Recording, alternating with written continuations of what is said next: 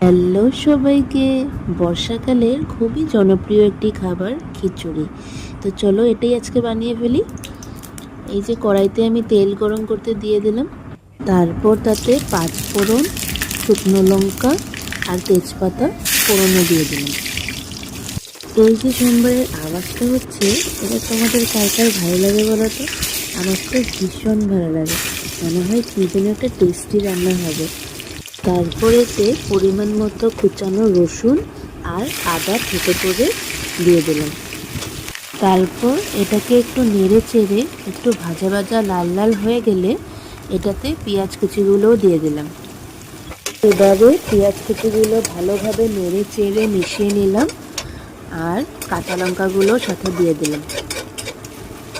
তারপর পেঁয়াজের কাঁচা ভাবটা চলে গেলে এতে একে একে সব মশলাগুলোও দিয়ে দিলাম, যেমন কি নুন, হলুদের গুঁড়ো, জিরার গুঁড়ো এবং সব কিছু দিয়ে ভালোভাবে মিশিয়ে নিলাম। এবারে মশলাটা যাতে না পুড়ে যায় তার জন্য একটু সামান্য পরিমাণে জল দিয়ে মশলাটা সাঁতলিয়ে নিলাম। এবারে দেখতে পাচ্ছ মশলাটার থেকে তেল ছেড়ে দিচ্ছে, মানে মশলাটা সাঁতলানো হয়ে গেছে। এখন এটাতে আগে থেকে কেটে রাখা আলুর টুকরোগুলোকে দিয়ে দিলাম এবং একসাথে মিশিয়ে আলুগুলোকেও একটু ভাজা ভাজা করে নিলাম। আলুগুলো একটু ভাজা ভাজা হয়ে গেলে তারপরে এতে সামান্য পরিমাণ আরেকটু জল দিয়ে ভালোভাবে মিশিয়ে এটাকে ঢাকা দিয়ে রেখে দিলাম, যাতে আলুগুলো ভালো মতো সেদ্ধ হয়ে যায়। তারপরেতে আগে থেকে ধুয়ে ভিজিয়ে রাখা ডাল আর চালটা দিয়ে দিলাম এবং ভালোভাবে ভেজে নিলাম। এবারে এতে পরিমাণ মতো জল দিয়ে দিলাম।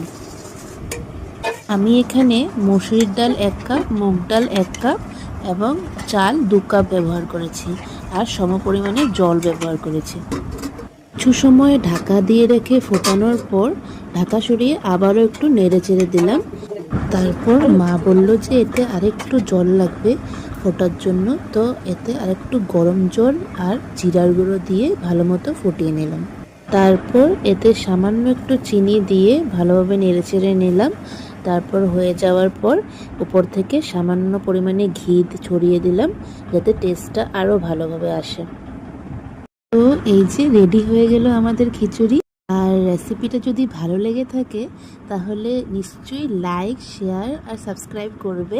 আর কেমন লেগেছে সেটা নিশ্চয়ই কমেন্টে লিখে জানাবে কিন্তু। তারপর গরম গরম খিচুড়িটাকে সার্ভ করে নিলাম। তোমরা এটাকে ডিমের অমলেট আর পাঁপড় ভাজা দিয়ে কম্বাইন করে খেতে পারো, খুবই দারুণ লাগে।